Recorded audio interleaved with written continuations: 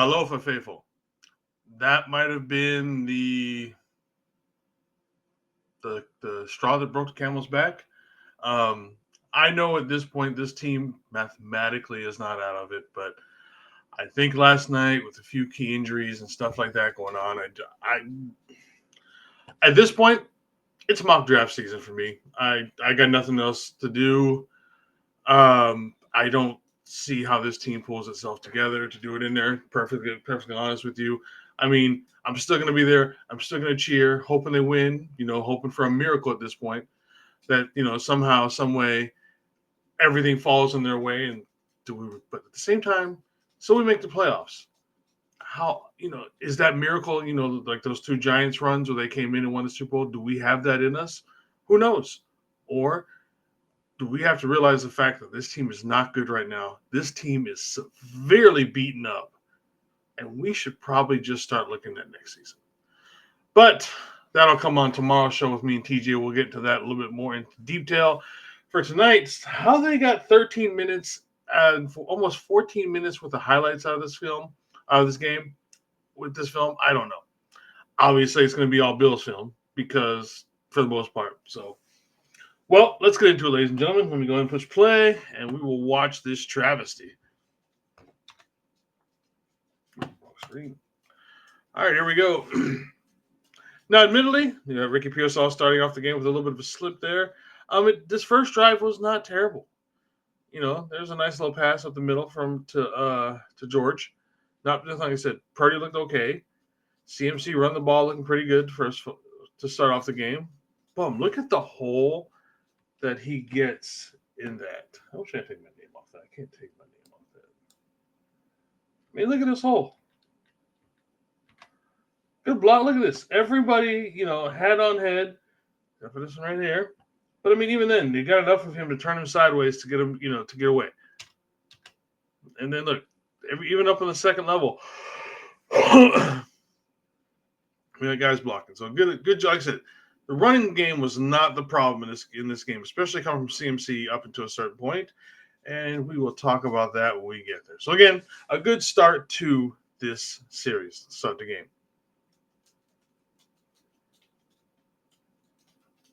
Again, boom, nice hole for Mason getting up the middle. That was what we assumed was his one and only carry.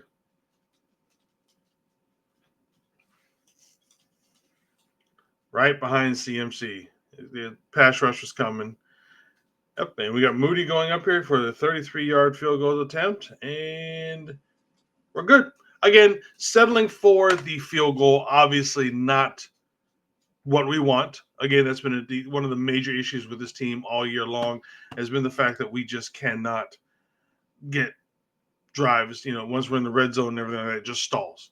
And we have to settle for field goals. Settling for field goals constantly leads to losses, which obviously we have quite a bit of at this point. At that point, what are you doing, dog? Just run in and out constantly. Sorry. At that point, just keep going. Just go for it. What else do you have to lose at this point, Kyle?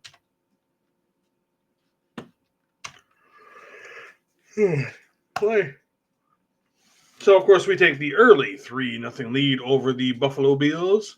And what do the Buffalo Bills do? The same thing we do with their run back, Dalvin Cook. Just to run it because, honestly, there wasn't a whole lot of passing in this game for the most part. We knew it was going to be a very run. This game went by incredibly fast because of how many times they were running the ball. See, those are the only kind of passes that anybody was going to get during this game. So, just quick little dump off ones like that. Of course, we got nobody, tight coverage and whatnot.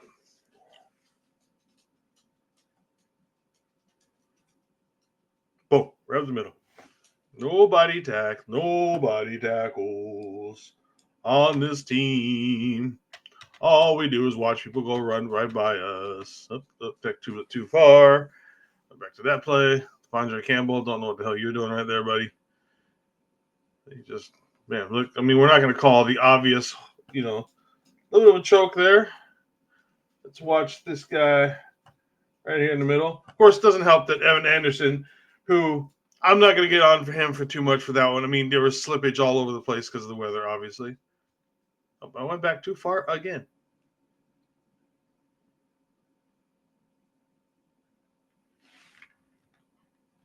All right, so let's let this play out. We're not going to call this right here? Come on now, people. Come on. That would have easily been called in the 49ers. But so it is. But again, like I said, we're missing tackling right in the middle. Isaac Godwin has to come in and make the save on that one, or else Dalvin Cook scores on that play. Dog, what is your issue? Well, your dog's just in and out, in and out, in and out. And we're going to the pylons, and we are diving, and they are back in the lead, taking a 7-0 lead.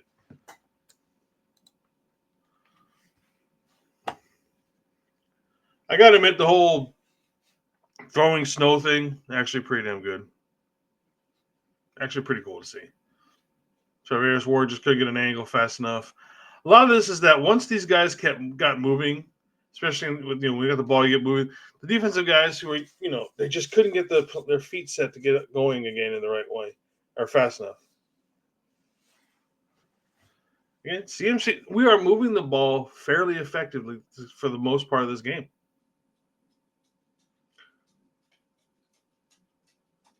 Look, he gets through such the tiniest little hole right there.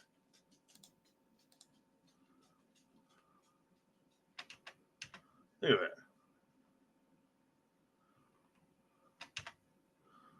that. Like I said, CMC was looking good early in this game, early and often.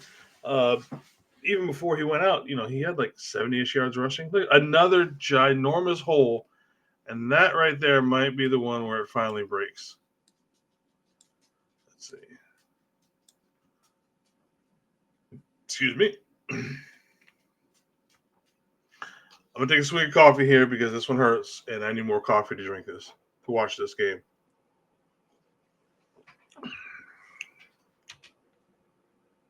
Again, look at this blocking up. It's almost identical to the play that they did on the first drive. It's just the opposite way. Look, you got a nice wall here, sealed off here. Pearsall's going to come up here, hit this guy. We got this guy covered. Juice coming down here. He's going to make another block. See, look at everybody has got this nice little lane that he can go straight through. This guy he can obviously get by. Juice was looking to get over here. No, DeMar Hamlin's number 3. And then right there, instantly when I saw his name go, when I saw his knee go down, I was like, "Ooh, he landed hard on that knee." And well, let's see if the highlights will show the next one. He gets up, he know it hurts. I think he's just trying to walk it off right now. Oh, so they don't show it. So obviously on the next play, that is where McCaffrey. It looks like we were going to get a little bit of a toss sweep to him. He takes 1 or 2 steps and he just goes down, and he knows that he just can't do it. Why he didn't? I know why he didn't try and bring himself out sooner, because he's trying to beast it. He's trying to be good. Oh, excuse me. Sorry, it's 5:15 in the morning here, and I'm trying to get this up before I go to work. He's trying to do it. So he obviously just takes himself out of the game. If you haven't heard by now, he left the locker room on crutches and his knee in a brace. It is feared that he tore his PCL or at least strained it pretty badly. Either way, he's done for the season. And while, honestly, this offense at times did look better behind George Mason. Here we go with the George stuff. JP Mason. So at times when it did look better underneath Mason, I'm not terribly worried about the fall off from the running game, because this team looked good running the ball with both Garendo and Mason. We were okay.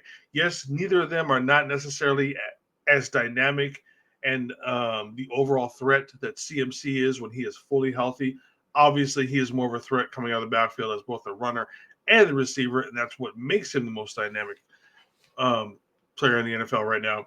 But obviously, it's been kind of he never looked quite 100%, and the other guys just seem to be moving at a step faster or anything like that. But like I said, I'm not worried about the running game going away unless the blocking up front goes away, which for the most part it didn't. The running game was still decent for this game. We'll see what it looks like going into obviously the rest of the games. We got a month left here in the season. See, even Mason is able to make some of them. That one doesn't go the burst away ones like CMC, but he does still have the same kind of plays that CMC does. And now we go back to our man George or Jake. See, Jake Moody. I'm not gonna lie, we're missing that one too. Oh, that's the first miss, actually. No tackling. What was that arm tackle bullshit? And we just can't, Winters and Mustafa just can't keep up. Again, you can only go so, you're always a step back because it's hard to get your angles and you got to cut in the snow. Say what you want. I'll give it to him. James Cook. I don't know why I keep saying Dalvin Cook. It's James Cook. Dalvin Cook is the running back for the Cowboys. Boom! Look at that right there. Just everybody. They got our whole team bunched up in a little pile.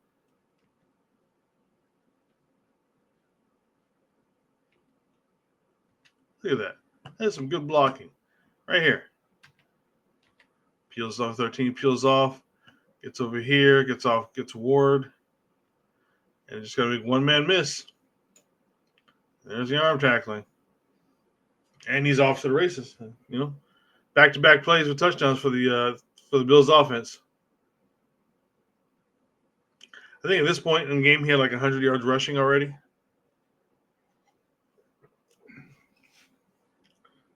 How are we not barely through this game right now? Ugh, this one's a truck. See? Mason, still trucking. Look at that, carrying people. At this point in the game, I still felt okay.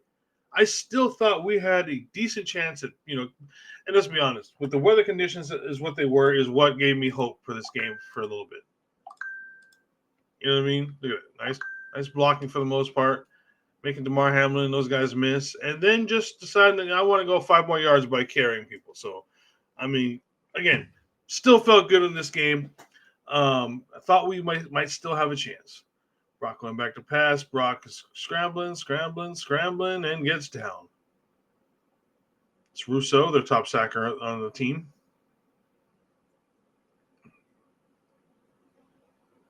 And then they start their own, 5-yard line after a good punt. Bam. First play. They're not. It's weird because they're not actually trying to tackle. They're just kind of grabbing on and hoping and trying to fall down and hoping the guy wants to go down too. And these guys didn't. There we go again with Cook. Cook around the corner. It's just that's the whole game for them. The whole game plan. Right up the middle, missed tackles. Good God, guys. Gentlemen, find your shit. Look at this.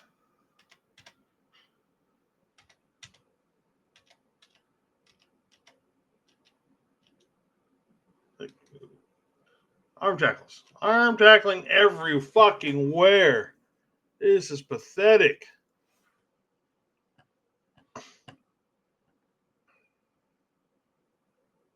Nice little rollout and the toss out.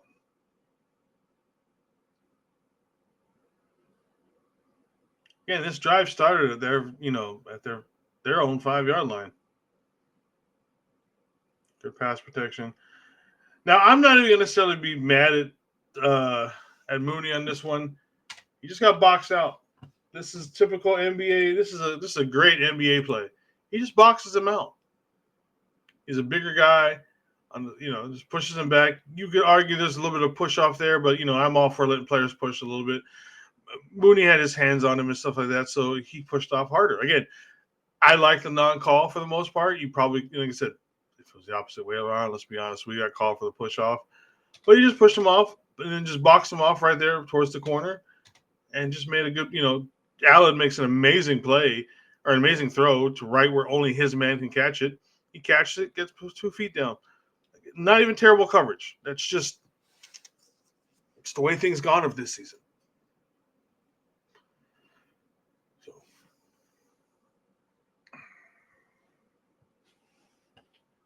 9 plays, 250. Is it? There's a little bit of holding there, a little bit of push off, and we get the box out.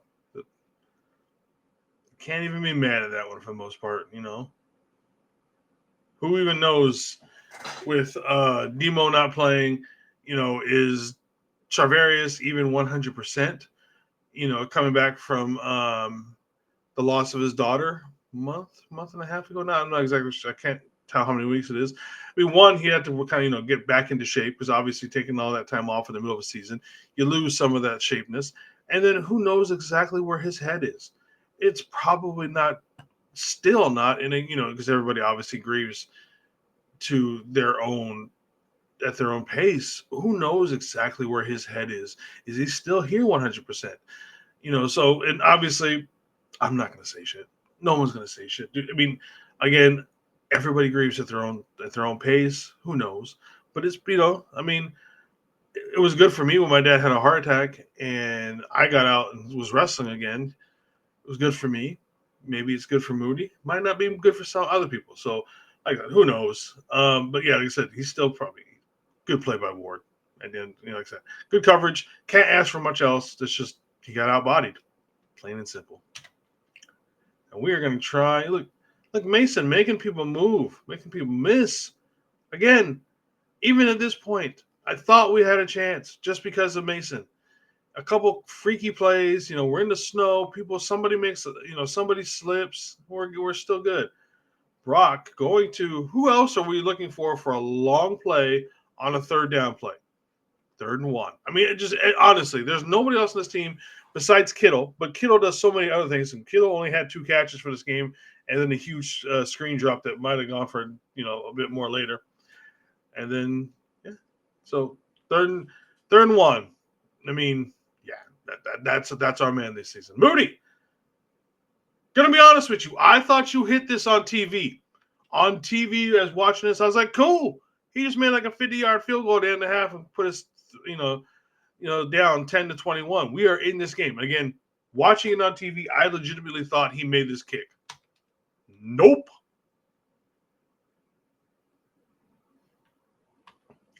All right, so now that we're in the half, we're going to play a quick commercial break, and we'll be right back, ladies and gentlemen.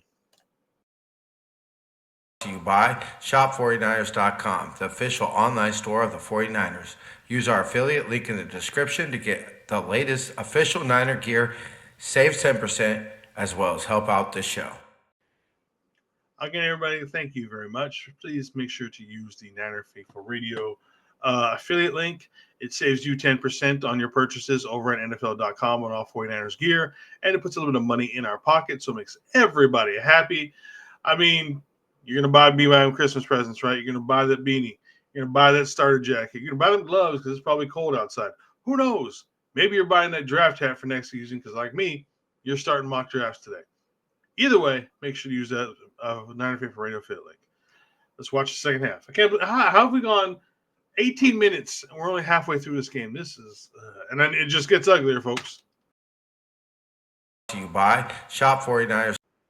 And that is what happens when you don't put your cursor over back onto the correct screen when you do this. All right, here we go. We got a kickoff here, and we got Deebo Samuels back there for the return on Sunday Night Football. Good return by Deebo. Good blocking down the field. Could have been a little bit better. Nicely done, gentlemen. I mean, that's about all Deebo did the whole game. Boom.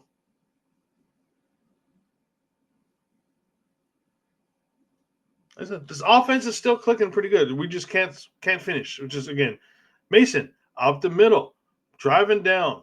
Again, looking good. So I'm going to say this.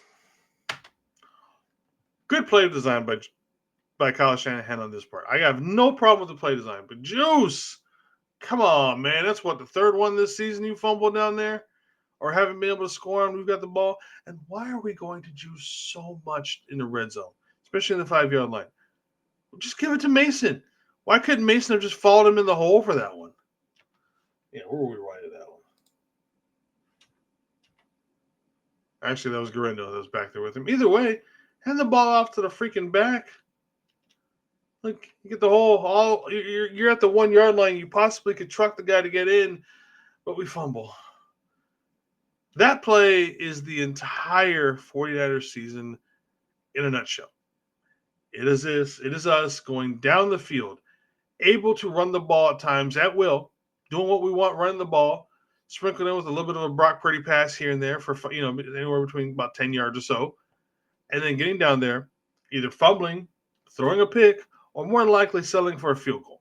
That is the entire 49ers season in a nutshell in this drive. And we got Brock out there throwing, tackling. Thankfully, he didn't hurt himself. The only way this is more 49er-ish of the 2024 season, if Brock makes that tackle and Brock gets hurt. That's the only thing that stops it from being the 100% season in a nutshell.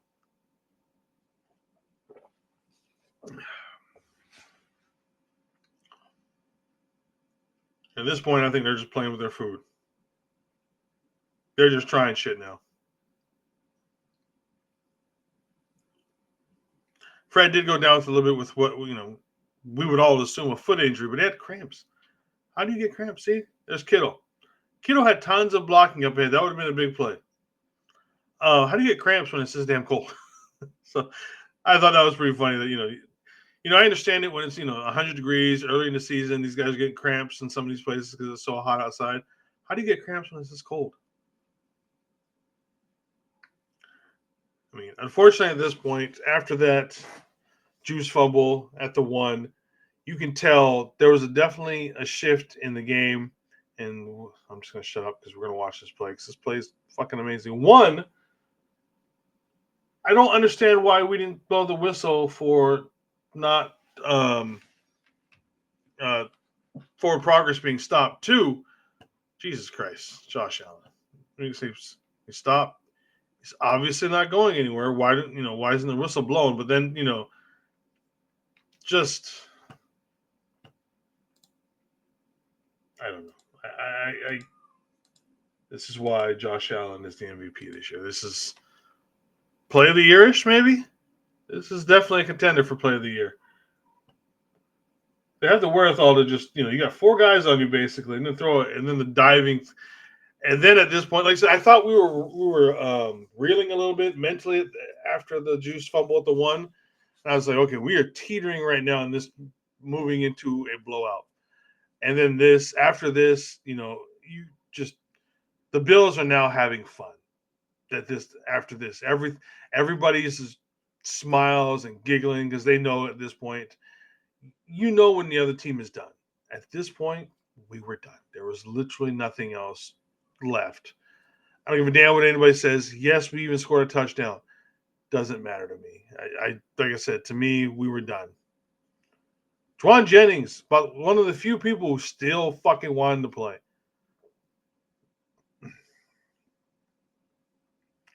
Isaac Guerrero taking that corner and getting a touchdown. Like I said, I just thought even after this touchdown, there was nothing we were going to do to come back because I didn't feel it. If you get my drift, it still just looked like these guys were just they knew that they had the bag at this point.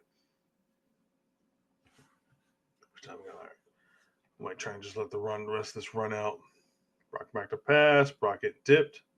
Again, typical 49ers 2024 season.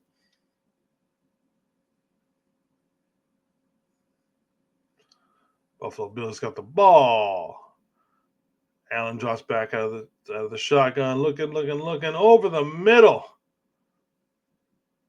Hey, come on. At this point, everything had been run. Now they're going to shotgun. Now they're passing because they know that they're good. We're running. We're going to go over to towards the corner. We're just going to run it in. Why not? And ladies and gentlemen, minus an epic, just crazy last 4 or 5 games, depending on what teams, it's the last week with buys. Minus like maybe, Mahomes because he's got the name, just going absolutely crazy and a collapse kind of thing by Allen.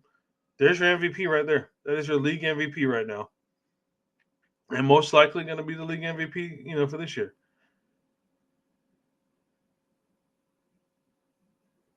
Another kickoff. Got Debo returning. And the fumble. That's been Debo's season. And I'm going to hate myself for saying this because I hate hearing everybody else say it constantly. That's just Debo not being locked in. Like I said, I get so pissed because I'm still Team Debo with everything that happened with that. But at the same time, it's like, dude, if you want that, you gotta get the smoke, and you're getting all the smoke right now.